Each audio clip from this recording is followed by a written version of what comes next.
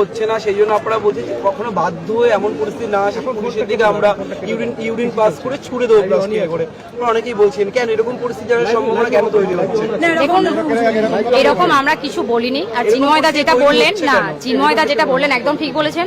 ওনারা চাইছেন যে যাতে করে আমরা এখান থেকে অবস্থান বিক্ষোভটা তুলে নিই, এটা হচ্ছে একটা প্রধান কারণ। সেই জন্য ওনারা মানে ওনারা ভাবছেন কি যে লেডিস মানে আমাদের সমস্যা হবে, আমরা টয়লেট করতে পারবো না, তাহলে বাধ্য হয়ে আমরা কি করবো, তাহলে আমাদেরকে এই জায়গাটা ছাড়তে হবে, তাহলে আমাদের সংখ্যাটা কমে যাবে এবং আমাদের বিক্ষোভটা হয়তো আস্তে আস্তে মানে তার প্রতিক্রিয়াটাও আস্তে আস্তে কমে আর যাবে। তাছাড়াও নিয়ম আছে, টয়লেট লেডিস টয়লেট সবাই টয়লেট ইউজ করতে পারে, বিশেষ করে লেডিসের জন্য 5 স্টার হোটেল পর্যন্ত টয়লেট ইউজ করতে দিতে বাধ্য, এটা নিয়ম।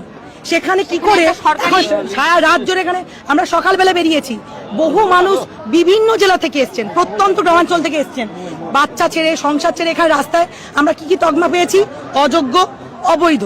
আজকে নতুন একটা সিলেকশন হয়ে গেল 4th কাউন্সিলিং থেকে, বাকি সব কাউন্সিলিং অবৈধ। কে ঠিক করলো এগুলো? যা করেছেন করেছেন, তার আগে যোগ্য লিস্ট বের করুন, টেন্টারদের বের করুন। আর আমাদের জন্য পাবলিক টয়লেট যেভাবে ইউজ করার ব্যবস্থা আছে যদি করতে পারেন, ভেতরে পুলিশদের ব্যবস্থা করে, মহিলাদের জন্য, প্রত্যেকটা মহিলার জন্য এরা টয়লেট ব্যবস্থা করতে হবে। টয়লেটটা সবার জন্য ইউজ করার জায়গা।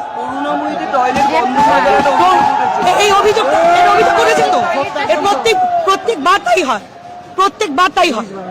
এ পুলিশ বারণ করে দেয়, জিজ্ঞেস করুন পুলিশদের, জিজ্ঞেস করুন কেন। আমাদের আর কিছু করণীয় নয়, এবার আমরা করে দেখাবো। করণীয় মানে কি? টয়লেটটা তো ইউজ করতে দিতে বাধ্য ওরা, করণীয় মানে কি?